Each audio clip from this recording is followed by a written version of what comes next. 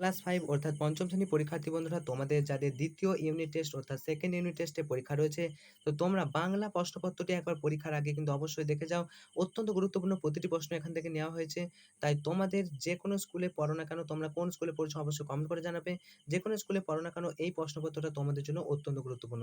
শুধু প্রশ্নই তোমাদেরকে দেখাবো না, পাশাপাশি উত্তর, যেহেতু উত্তর সহ আছে তাই তোমাদের শর্টকাট রিভিশন, খুব তাড়াতাড়ি রিভিশনের জন্য অবশ্যই ভিডিওটি সেরা এবং শেষ পর্যন্ত দেখো।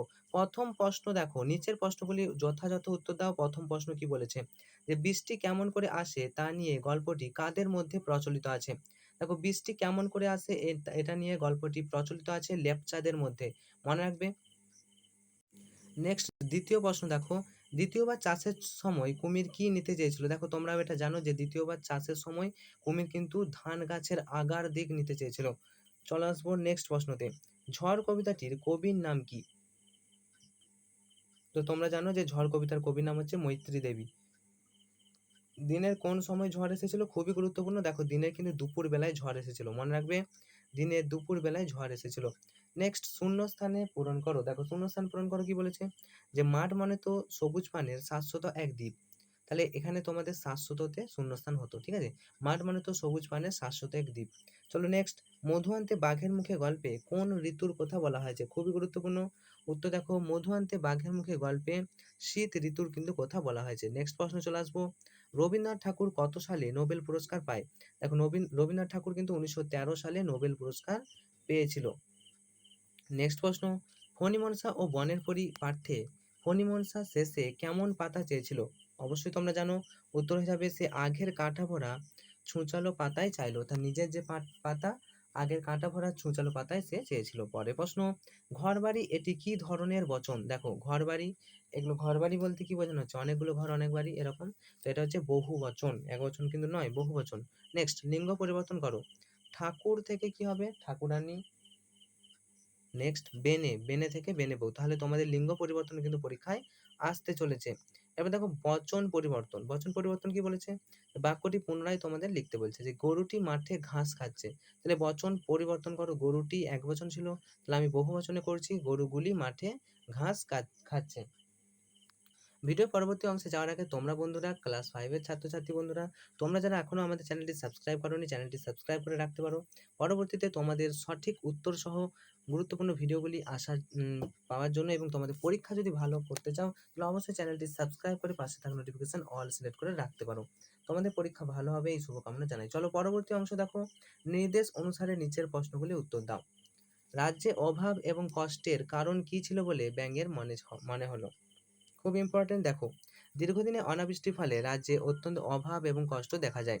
রাজপ্রাসাদে সবাই নানা ভোজ এবং আনন্দ উৎসবে মত্ত, অর্থাৎ পৃথিবীর প্রতি লক্ষ্য দেওয়ার কাজ তারা করছে না। নিজেদের কর্তব্যে সবাই অবহেলা করছে এবং বিলাসে মত্ত হয়ে রয়েছে। আর সেই কারণে রাজ্যে অভাব এবং কষ্ট কিন্তু দেখা দিয়েছে। এইভাবে তোমরা গুছিয়ে লিখবে। চলে আসবো আমরা নেক্সট, আরজান বিশ্বাস করতে চায় না। সেই কি বিশ্বাস করতে চায় না। দেখো, গরান গাছে মধুর চাক দেখে ধনাই চিৎকার করে বলল, আরে, আর একটা চাক পেয়েছি। কিন্তু পর মুহূর্তে সেদিকে তীক্ষ্ণ দৃষ্টিতে তাকিয়ে বলেছিল যে তাতে মধু নেই। আর এই কথা আরজান বিশ্বাস করতে চায়নি। আশা করি তোমরা বুঝতে পেরেছো। নেক্সট প্রশ্ন, বৃষ্টিবারে টাপুর টুপুর কবিতায় কবির কোন কোন গল্প মনে পড়ে। দেখো, বৃষ্টিবারে টাপুর টুপুর কবিতায় কবির সুয়রানী, দুয়োরানী এবং অভিমানী কঙ্কাবতীর কথা, এদের কথা কিন্তু মনে পড়ে। নেক্সট আমরা চলে আসবো, লিঙ্গ পরিবর্তন করো। দেখো, লিঙ্গ পরিবর্তন করে বাক্যটি পুনরায় লেখো। বুদ্ধিমান হলে তুমি ঠিক অঙ্কটি করতে পারবে। লিঙ্গ পরিবর্তন করতে হবে, তাহলে বুদ্ধিমানের লিঙ্গ কি হবে পরিবর্তন, বুদ্ধিমতী। তুমি অঙ্কটি ঠিক করতে পারবে, তুমি ঠিকই আছে, তাহলে বুদ্ধিমানটা বুদ্ধিমতী হবে। তাহলে বুদ্ধিমতী হলে তুমি ঠিক অঙ্কটি করতে পারবে। চলে আসবো নেক্সট, শুদ্ধ করে বাক্যটি পুনরায় লেখো। চাঁদেরা আকাশে ঝলমল করছে। তাহলে কি হবে অ্যান্সার, চাঁদ আকাশে ঝলমল করছে। তাহলে এখানে শুদ্ধ করছে, চাঁদেরা। আমরা তো জানি চাঁদ একটি, তাহলে চাঁদের রা হবে না, একটি চাঁদ, তাই চাঁদ আকাশে ঝলমল করছে। এরপর দেখো, নিচের প্রশ্নগুলি উত্তর নিজের ভাষায় লেখো। প্রথম প্রশ্ন দেখো, ফণিমনসার কিভাবে সুবুদ্ধি হয়েছিল।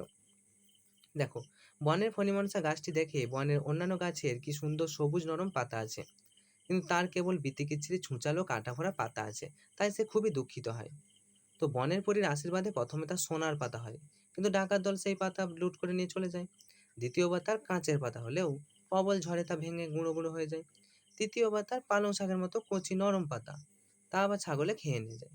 এরপর তার শিক্ষা হয় যে নিজের যা কিছু রয়েছে তাতেই প্রত্যেকের সন্তুষ্ট থাকা উচিত, আর এই কারণে সে আর কোনো বায়নাক্কা করেনি। নিজের ছুঁচালো কাঁটাযুক্ত পাতায় সে ফিরে পেতে চেয়েছে।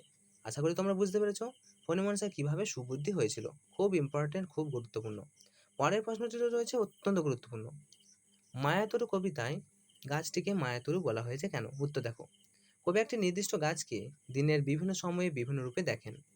গাছটিকে কখনো ভূত, কখনো রাগে ঘাড় ফেলা ভালুক, কখনো হীরের মাছের তৈরি মুকুট, আবার কখনো রূপলি ঝালর বলে মনে করেন। তাই কবিতায় গাছটিকে মায়াতরু বলা হয়েছে। আশা করি তোমরা বুঝতে পেরেছো। এই ভিডিওটি তোমার বন্ধুদেরকে অবশ্যই শেয়ার করে দাও। তোমাদের পরীক্ষায় এরকম টাইপের প্রশ্ন আসতে চলেছে। পরবর্তীতে কোন পরীক্ষা রয়েছে অবশ্যই তোমরা কমেন্ট করে জানাও। কোথা থেকে ভিডিওটা দেখছো তোমার নাম অবশ্যই কিন্তু লিখবে।